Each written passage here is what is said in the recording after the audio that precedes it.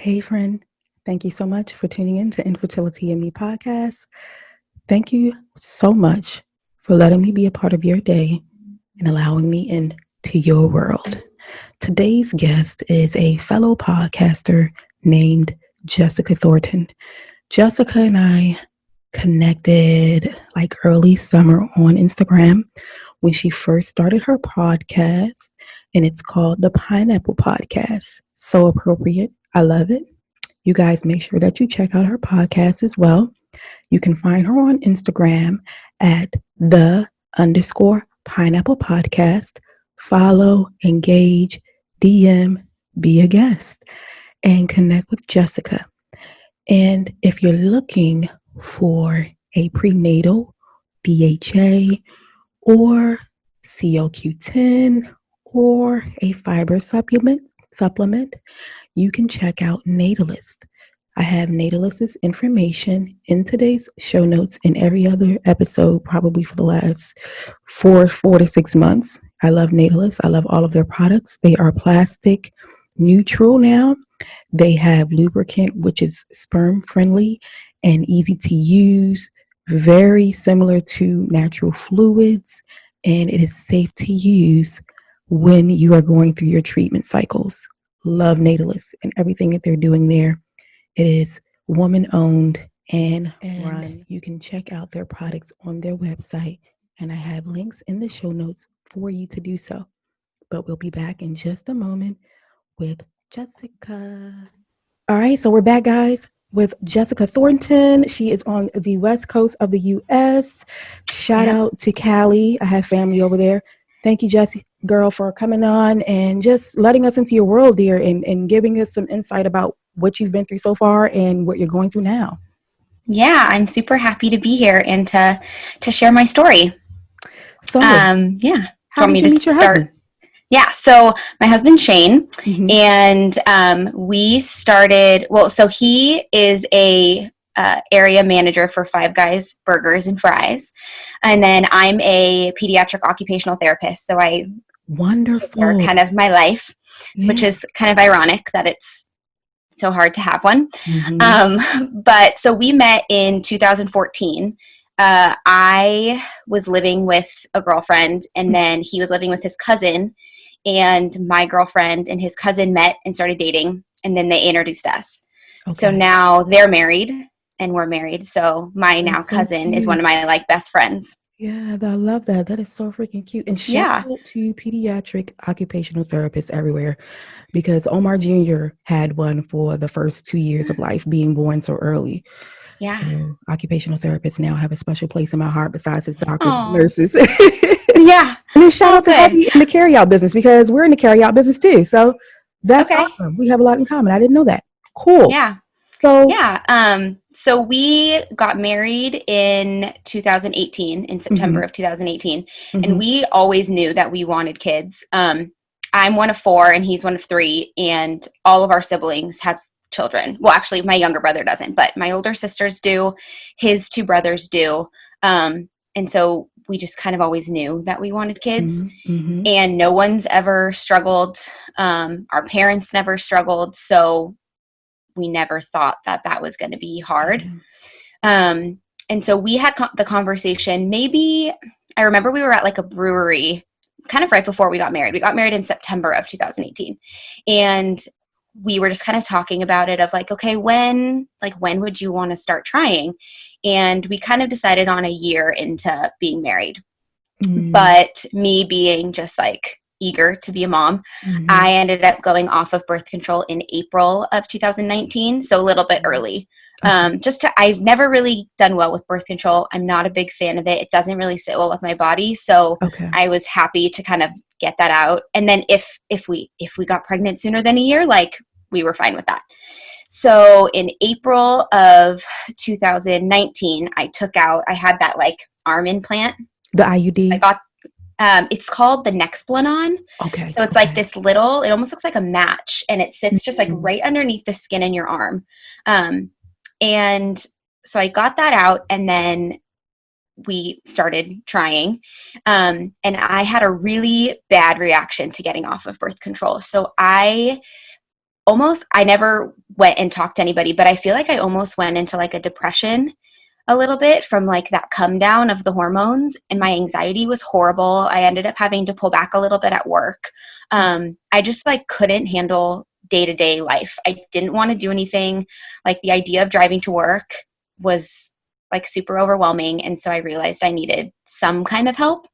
So that's when I started going to acupuncture and kind of had that support start. And so that helped level off my hormones, I would say, and kind of got me feeling okay. And then she was also there supporting while we were trying. So then that's when we kind of started trying naturally. And at first I was trying to be like that easy breezy kind of person of let's just see, like, I'm not going to test. I'm not going to do anything. But that didn't last very long. I'm definitely a control person. And I just, because my, I guess I didn't mention this, when I did come off birth control, my periods were so weird, which I think was part of like that hormone balancing thing. So kind of thing. Yeah. And I was then worried maybe there was an issue because I was having like 20-day cycles, and then I had like a 39-day cycle, and then I'd have like a 25-day cycle. So it just never was really consistent, which kind of worried me too. So I also went to acupuncture to try to help regulate my periods, which it did. So I would say maybe in like July, I started getting kind of regular periods. And so that's when I started testing for ovulation. So I would start at the beginning of the month, almost like right after my period ended. And I take those ovulation tests every day. And the ones that I had this app where you could take a picture of the ovulation test and it would tell you like if it was positive or if it wasn't positive or whatever it was. And so I was like a freak about this, and it overtook like my life. I bought the Ava bracelet. I literally did everything because everybody else that I'd known maybe took 5 months to get pregnant. Right. And then by then it was like, I mean, we were pretty actively trying by then. And so I was just starting to like kind of freak out a little bit. So I was doing everything to try to make it work and to try to get pregnant. And every month it was just like this negative, and it was so hard. Everybody around me had kids or was in the process of like getting pregnant.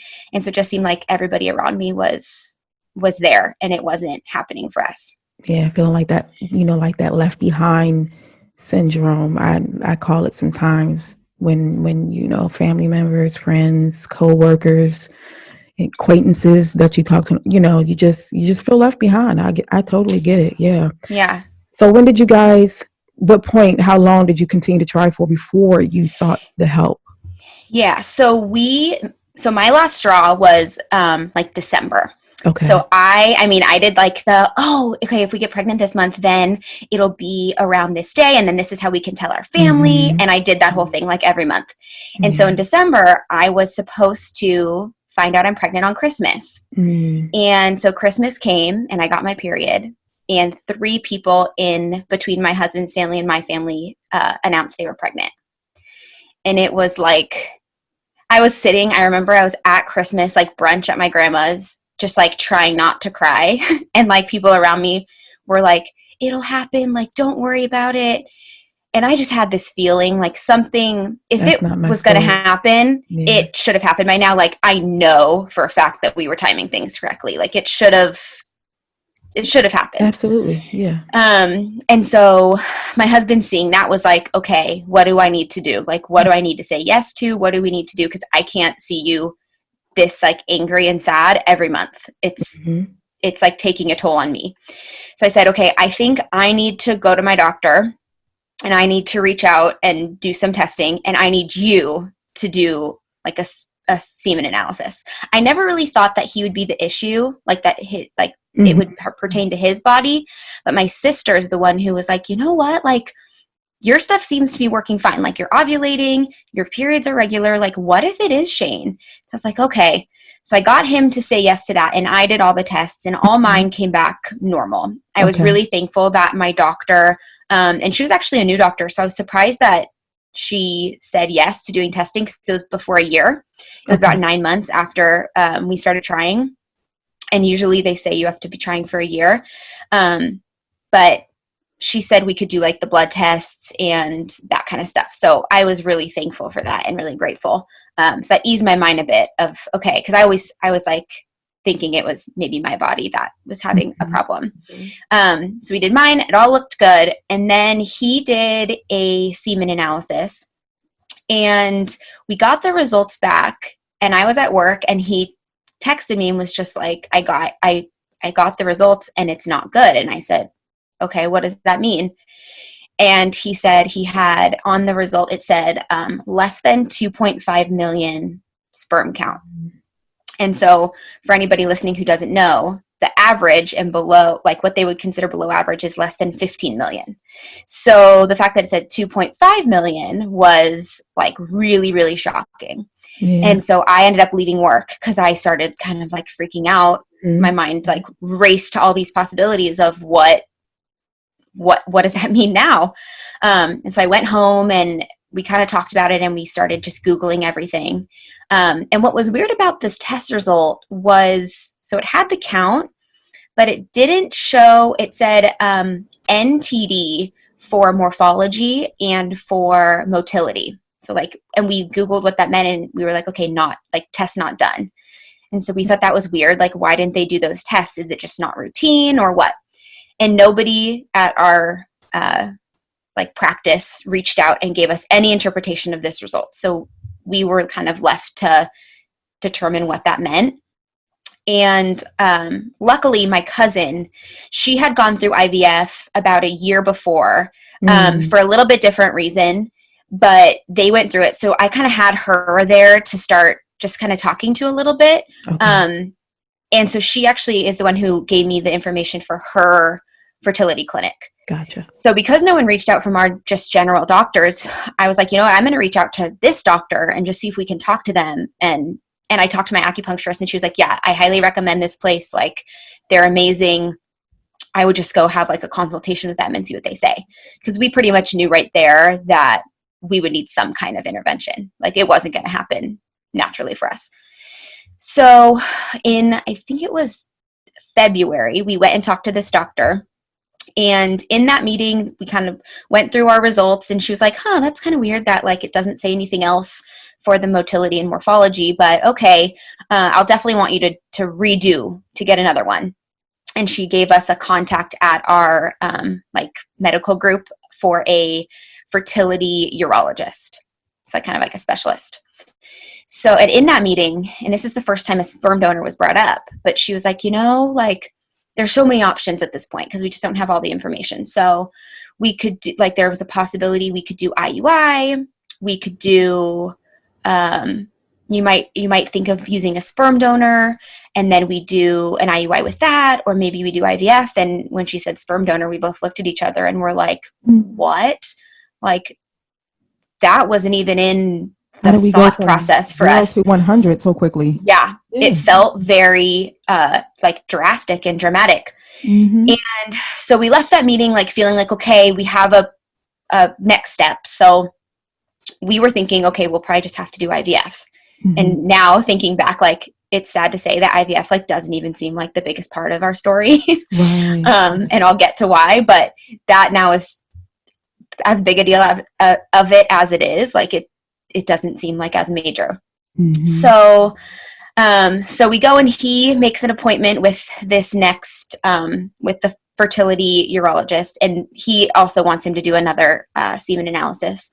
And so I think we had to wait, like, it was maybe 3 weeks we had to wait. Yeah. And so he goes and he does that. And then again, we're just kind of waiting for results. And I was sitting in the Whole Foods parking lot about to go in and get, I will never forget that it was Friday the 13th of March. And I was sitting in Whole Foods and he called me and I could just tell like the moment I answered the phone that something was up. And so he said, I just met with the doctor. He went over the results. I have no sperm. None. Well, azoospermia is a diagnosis. Yeah. So azoospermia, exactly. And so I just like instantly started crying because it's like, I didn't even know that existed. Yeah. I didn't even know that was like a thing. Yeah. And that was even a possibility. And then your mind starts racing, like, just, okay, so a donor is like our reality. Mm-hmm. And so I called my mom and I talked to my mom, and I was supposed to go to my acupuncture appointment, and I called my acupuncturist and I was crying on the phone to her, and she's like, don't come in, just go home, be with your husband. Like, it's okay. Mm-hmm. And this was, so we had COVID shut down March 17th. Right. So this was the Friday before everything shut down. Okay. And so schools were already starting to talk about shutting down, and that kind of happened. So the world was already kind of weird. Mm-hmm. And so I just like went home, and we just kind of cried and were really sad. And it took us a couple of days to kind of figure out what we're going to do. So did they test again just to double check? Were there any more testing after that just to kind of confirm like this is really it? Because they detected sperm the first clinic that you guys were at. So they were done at the same place. And so he asked this doctor that, and he said, so why was there like a less than, and I should say on this second one, it said for all three places, it said test not done on this second result. So it had gone down. Oh, and so we asked that, we're like, why are the results different? And he said, it's the lab, something with the lab, just they recorded it a different way.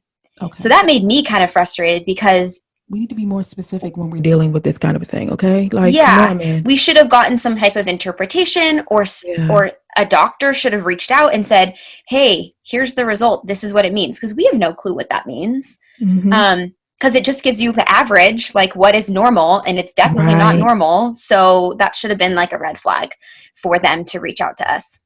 Yeah, totally agree. Yeah, so I guess it's just how the labs, and then that is, I still kind of look back and I'm like, there should be some type of like guideline when there's really low sperm counts, or the azoospermia is present. Yeah, there definitely should be. Yeah, because it was very confusing to get those results back. I believe it. And so when we got that result, we kind of knew, okay, a donor is probably, whether or not we use it or not, we're probably gonna need one. I had read on an IVF group on Facebook, because I actually posted like right away to that, just saying like, help, this is the diagnosis we just got. Has anybody had like similar things, and what did that look like for you? Yeah. And so I actually got a lot of people who reached out and said, we had that, we did this one surgery that I'll explain what that is, but we did the surgery and now we have a baby, or we had that and we used a donor and now we have a baby. So that felt good to like, okay, a baby will come out of this in one way or the other, but it just might be through a donor or through finding sperm in chain. But what one person did in that is they said that they got a donor as a backup. And so when they went through IVF, they had some of their husband's sperm and they had some of donor sperm, and they ended up just doing it all at the same time. And so I liked that idea, because then potentially we still go through one round of IVF. But if like my husband's sperm don't work well, then the donor sperm maybe does, and we still have embryos left. So that felt like a good kind of like safety. Reassurance. Assurance to have embryos. So that kind of started the search for a donor. And at this point I wasn't working. I am actually a bar 3 instructor as well, so both my jobs were not happening. So I was home all day. So I went on and I started looking, and I asked Shane if he wanted to be involved. And he said like, I trust you. When it gets closer, I want to be involved, but there's so many to look at that why don't you like look and then narrow it down? Yeah. So I started looking, and we kind of talked about, okay, well, how do we even start this process? Because it's so broad. So like, do you start just finding someone that looks like you? Do we start, like, what do we do? So we had to kind of figure out what the important criteria were for us. And initially, one of the things that was really hard for me was he has blue eyes. Okay. And I have brown eyes. Okay. And I just kind of always was like, oh, we could have like these little blue-eyed, brown-haired kids. Mm-hmm. And I don't know why that's one thing that's just like stuck in my head. And that was like this like heartbreaking thing of like, our kids won't have that, which is so not true. And it doesn't even matter. But it was like this like little thing I was holding on to. Right. Yeah. And so when we started the filtering process, I said, well, why don't we get like a general coloring of you? So like, kind of fairer skin, blue eyes, brownish hair, kind of the same build, just because like I don't want to be hiding the fact that if we use a donor, like our child was conceived that way, but I also don't want it to be so obvious that like they feel like they're just like, yeah. Like I think I heard somewhere, someone said they like not blend in, but they, I forgot the word these. Maybe it is blend. If it was an adopted child, and you have to go through or like it's their story to tell. So I don't want it. Like I want them to be able to feel like they have power over it, not just like looking and knowing. Yeah. And so that's how I started the search. Okay. And it's like I was actually talking to my Claire, and it's just a surreal process. It is a weird thing to be like shopping for the genetics of your child. Yeah, it's weird. I know it has to be. Yeah. Wow. And luckily I was very supported by our family. We told our family, we've been really open from the very beginning. Wonderful. So they'll actually come into play on how we picked our donor, but that was really nice. So knowing that, I was able to like talk to my sisters. I'm really close with my sisters and my mom. So I was kind of talking to them through the whole thing and like, what do you guys feel like is most important? And we all kind of agreed like medical history is super important. Like that's probably number one. Mm-hmm. We want our kids to be healthy and to have like healthy genetics. Mm-hmm. So I started the search, and there were 4 different cryobanks that I used. And so I just kind of went through them all and I narrowed it down. Mm-hmm. And some of them, it's kind of funny for most people probably haven't gone on a cryobank website, mm-hmm. but you can like see pictures. Some of them have adult pictures. Some of them have baby pictures only. You can hear them being interviewed, which is really kind of cool. So we actually can hear and listen to our donor's voice. And so I just kind of narrowed it down to 4. Well, actually, sorry, let me back up. I narrowed it down to maybe 7, and that's when my husband got involved. And so we went through, and he was kind of like, I don't know, like this one I just don't have like a feeling about, or like this one I have a feeling about. And so then together we narrowed it down to 4. And we just felt like our families, again, were really close to our families, like especially my sisters and my mom, and I just wanted them to be a part of it. Okay. I wanted them to be part of the process, because this is something that potentially, if we use the donor, it's going to be a part of our life forever. Like our infertility is not going to end when I'm pregnant. If we use the donor, like this is something that as our child develops and gets older, they're going to have feelings about it, and it's just going to be kind of a forever thing for us. So I really wanted them to be involved in it, to kind of understand and have that understanding of what it was like, mm-hmm. so that when they're around our family and when they're around our kids, like they were there for it and they get it. So I ended up making a PowerPoint mm-hmm. of the 4 donors, and it was Zoom at that time. No one was seeing each other. Mm-hmm. So I got on Zoom with my sisters and my mom, and I like did like a slideshow. And so I had like things we wanted, and then I went through each donor and I put in like the pictures of them and just their medical history and everything. And so we went through all of them, and actually unanimously we all liked the same one. Mm-hmm. That's very special. Yeah, it was hard kind of like, and special. yeah. And it's just, again, it's like this surreal thing. Like Shane's sitting next to me and we're going through talking about qualities and descriptions of like these men who their genetics is going to create potentially our child. So yeah, it was a very interesting thing. But once we picked it, there was something. So I actually was listening. I don't know if you know Pursuing Fatherhood on Instagram. Yes. Mm-hmm. Yeah. So I've like messaged him back and forth when kind of we found out. Mm-hmm. And he's been on a few podcasts, and I've listened to his episodes on these different podcasts. And so he just said a few things that I kind of had in the back of my head when choosing. Mm-hmm. He was like, initially you think you want just looks. And that's true. Initially you're like, I want somebody to look like my husband. But then it's like, that's not really what matters. It's so much more than that. You want qualities that are similar so that you might have things in common.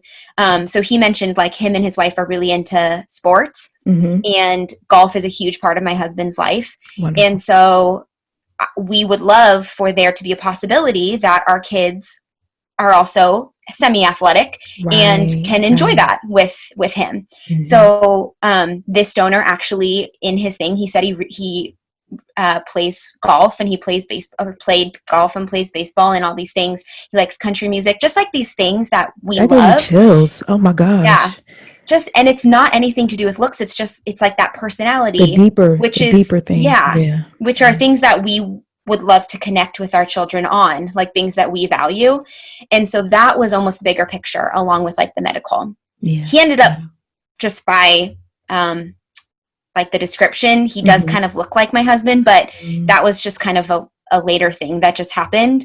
It was these other things that made us feel and in it, he said, I'm really close with my family. And that was a huge thing because mm-hmm. we're both really close with our families. Yeah. So just kind of things like that made us feel like confident about our choice. Yeah. But you're right though. When I think about it, and you do like hypothetical situations in your mind, you're like, well, no, I would want somebody who's like really good with academia, and you go below the surface level.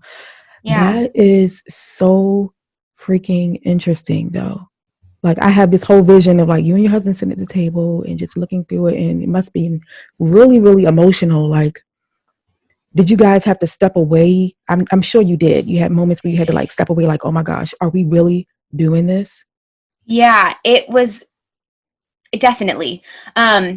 I would say it probably took maybe like 3 weeks to do the whole thing, to go. And it's funny because I think everybody kind of has a different process. Mm-hmm. So I've heard stories where people will choose in like 2 days. They'll choose their donor. Like they'll just know and they'll pick it, or it'll take months and months.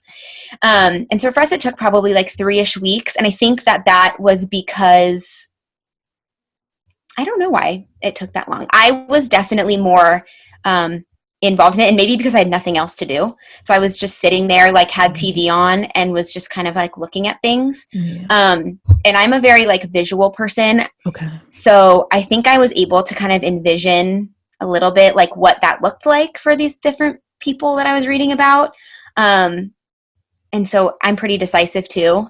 Mm-hmm. So when I didn't have a gut feeling, I was like, okay, no, like I'm just going to move them off the list. Yeah. Mm-hmm. Mm-hmm.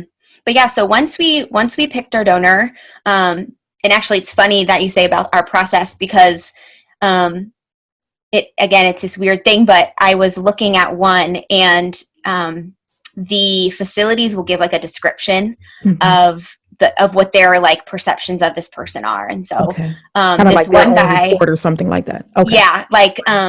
Like for ours, they said, oh, he's like a teddy, kind of like, he's like the office teddy bear. He comes in, he says hi to everybody. Mm-hmm. But this one guy, they said he looks like a model. He resembles Chris Hemsworth.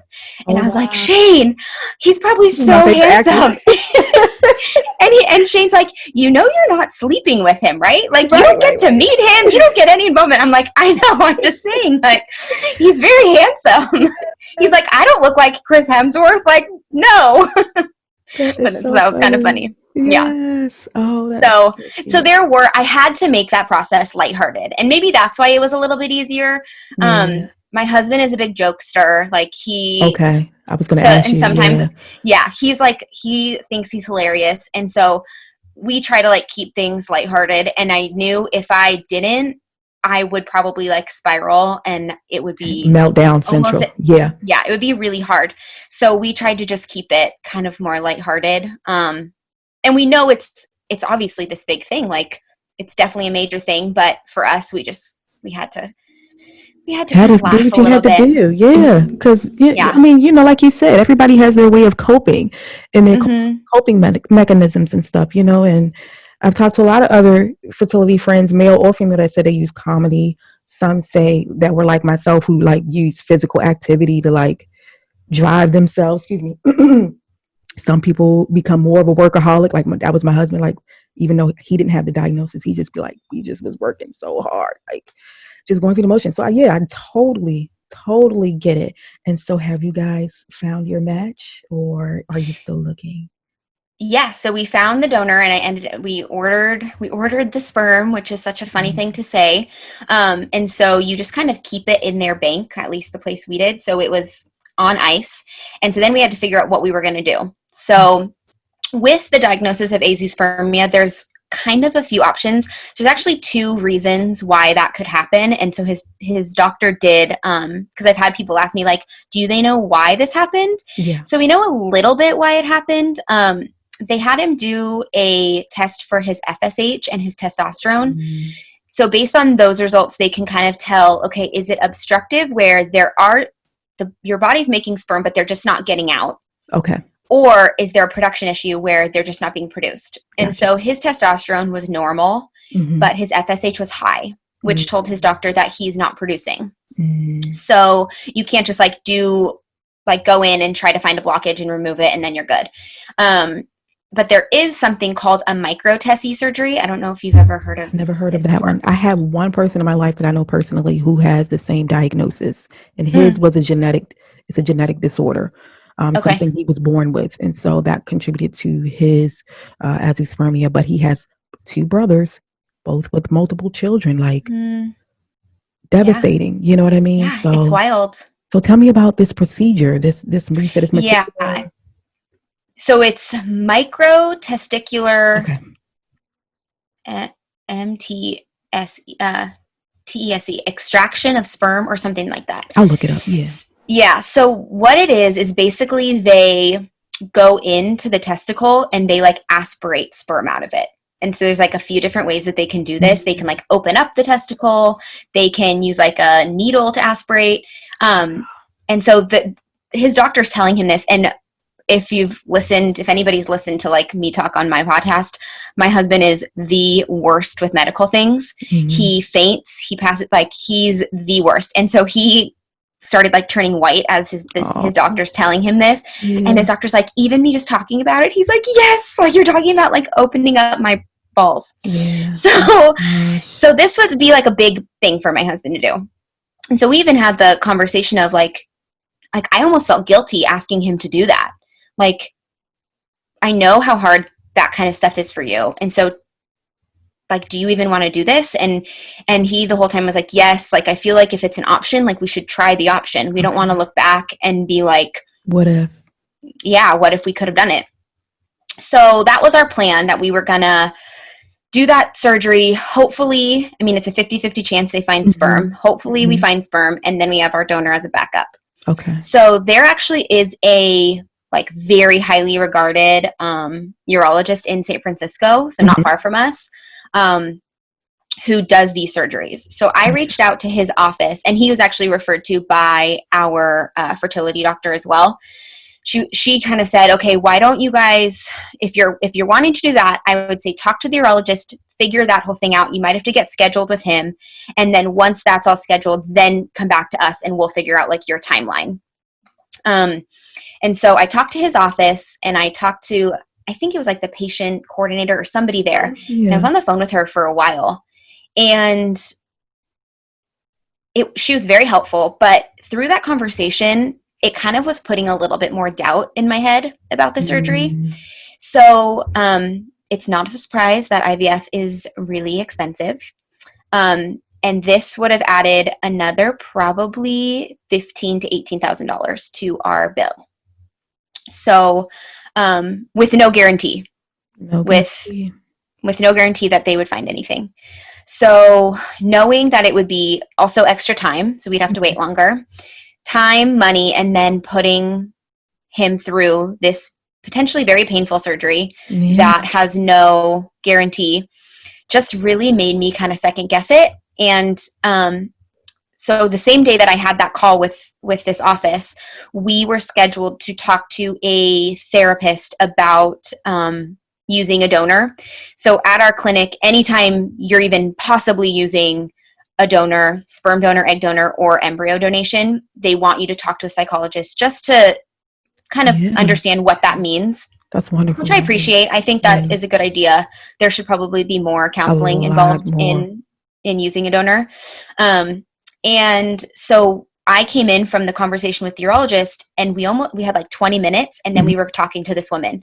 Okay. So I kind of went through my conversation with the urologist with my husband, and then we jumped on the call. And during the call with the therapist is when we actually kind of made the decision to just move forward with a donor and not go down that surgery path. And people have asked me, like, how did you decide that? Because I feel like that's a big decision.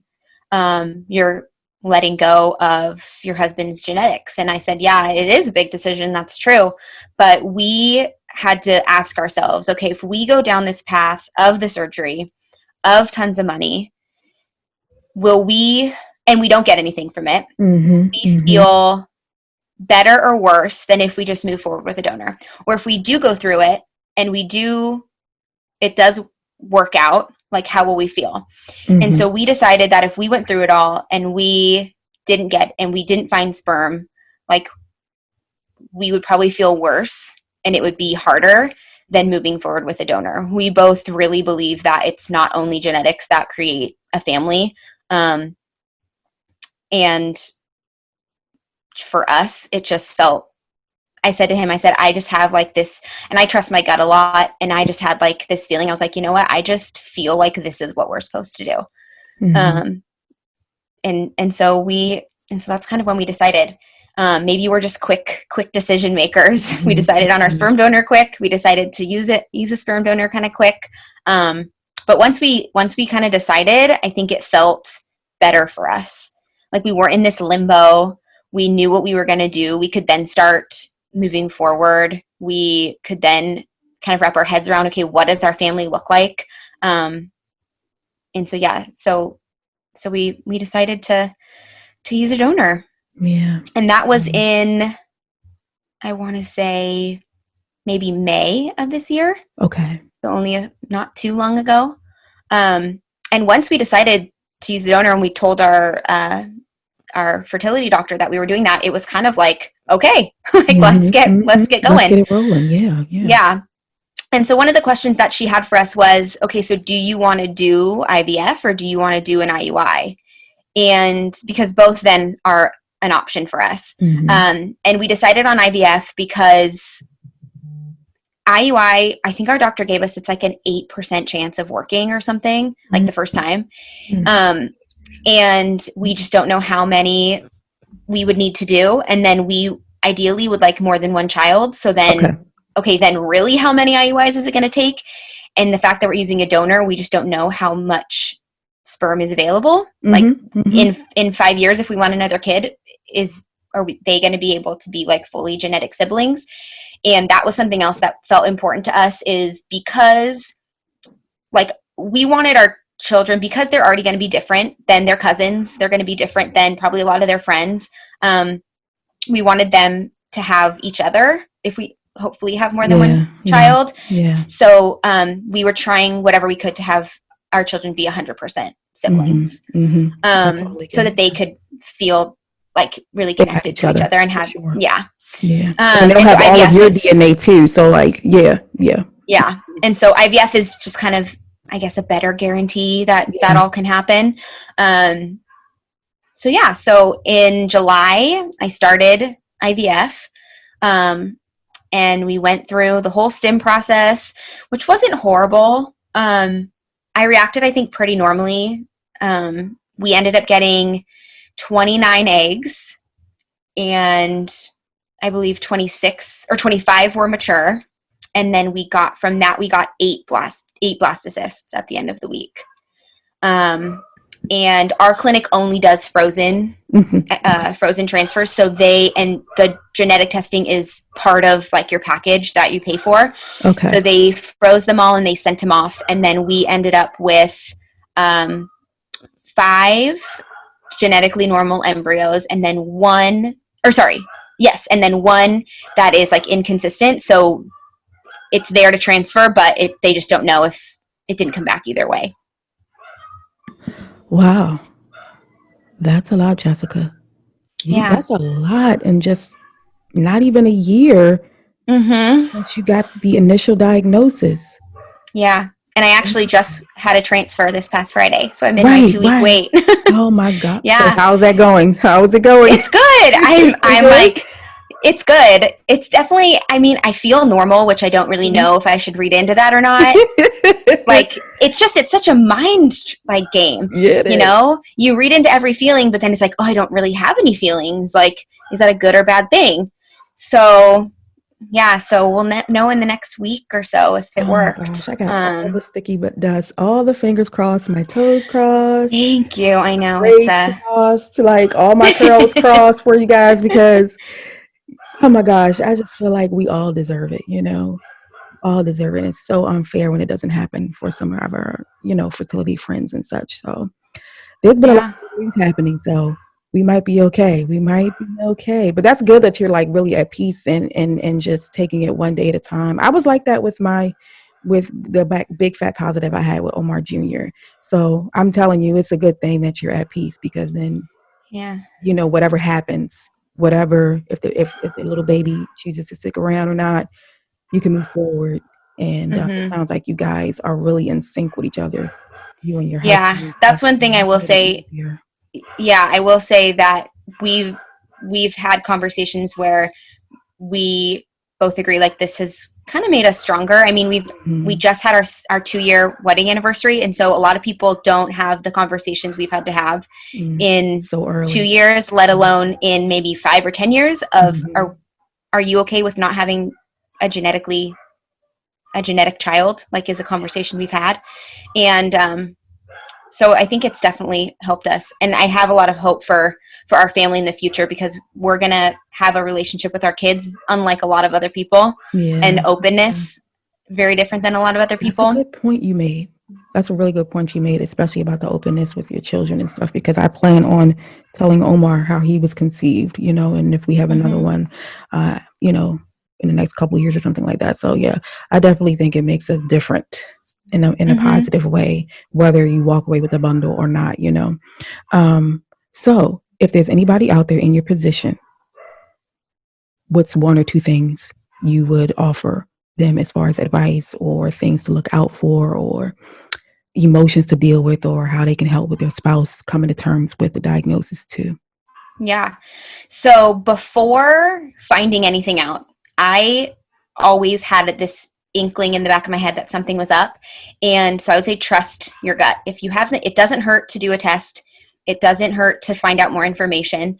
I really think that information is power. And so if you feel like something's up, like ask for a test. And especially for a man, maybe doing the men's test first. It's so easy. It's not invasive. I highly recommend just learning information about that because people don't talk about male factor infertility, and it's 1 in 3 is male factor. Oh, so I didn't know that it was 1 in 3. I think it's a third of infertility is from male factor. I think they say it's like a third male factor, a third woman, and a third unexplained. Yeah, I did read that. Okay, yeah, which is crazy. And then during the process, I have never been one to take it one step at a time and be like present. I'm always planning. I'm always looking to the future, and you can't do that in this process. And so I think, and it sounds kind of cliche, but really just taking it one step at a time. And it almost forces you to do that. And it's okay to not plan. You can't plan. So kind of honoring that and just kind of being in the moment, I think is really important. And then also finding supports. I actually so I started my podcast and I kind of opened up to my greater world during like the National Infertility Awareness Week in April. And that was one of the best things I've done, because I felt like I was almost living this lie beforehand where people would be like, how are you? And we had just found out this information and I was like, oh, I'm good. But really I was not. I was not good at all. I was sad and I was worried and I had all these feelings. And so talking about it and opening up, I've had so many people reach out to me, just like personally, that I know that I had no clue went through infertility, that now are people to talk to. The like greater infertility community has been really helpful, because super personally, I don't have anybody who's really gone through this. My cousin did, like I said, but theirs was kind of known the whole time. So the emotion, she even admits, she's like, I don't really have that big emotional piece like you do.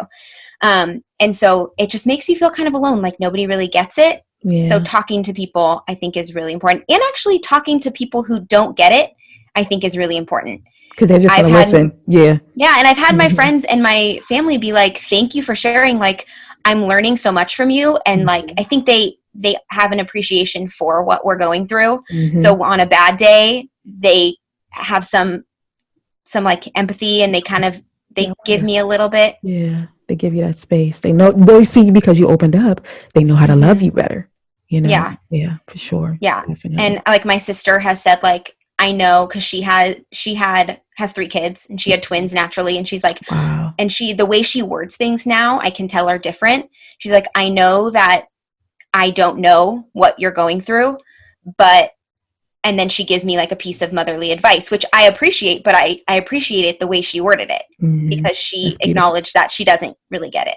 Yeah. So I think opening up to people has been probably number one. Yeah. It's really freeing and liberating, you know, you can be your free spirit itself. So if you were standing face to face with infertility right now, what would you say? Screw you. Yes, I might even name the episode that. That is, yes, I love it. Yes. Yeah, screw you. And then also maybe like screw you ... but thanks, because I feel like I'm a different person now. I have a lot more empathy for people. I see things in a very different way. Like when I look at people around me who maybe don't have kids, my mind doesn't go to like, oh, when are they having kids? My mind goes to a place of like, I wonder what they're going through. It just makes me think about people differently. So screw you, but thank you. Yes, that's the episode title, you guys. Dear Infertility, screw you. ... Thanks. Okay? You heard it here first from Jess on the Infertility and Me podcast. Thank you, girl. You're the bomb.com for coming on today. Thank you. Yeah, I just loved chatting with you and getting to know you guys better, because I like new bits and, it's so hard to keep up with everybody on Instagram. So it's like you get bits and pieces and you don't get the whole story. So this is amazing. And I love what you're doing on the podcast, the Pineapple Podcast. Thank you. It's super cute, you guys. You better freaking listen right now if you're not already subscribed and listen. So give us your social media handle and how we can search you on podcast platform. Yes. So the podcast is the Pineapple Podcast, and on Instagram, it's the _Pineapple Podcast. And then I believe my personal Instagram is on there, but if not, it's at JTHORNNN. I believe it's 3 N's. J Thorn. I'll have it in the show notes. I'll put it in the show notes for them. At least to get you but on the podcast. My personal one is private, but you can obviously reach out to me there. But the podcast one is a good place if it's something relating to infertility. Thank you, girl, so much for coming on. Thank you. Jessica. And you guys make sure that you go on the show notes so that you can get social with Jessica on social media, and then listen and subscribe to her podcast. Okay? Peace and blessings. Thank you, guys. Now, I know better. I had put the screen down because on my computer, my camera's down at the bottom. So it looks like it's at the top for you, but it's at the bottom. So it's like really weird.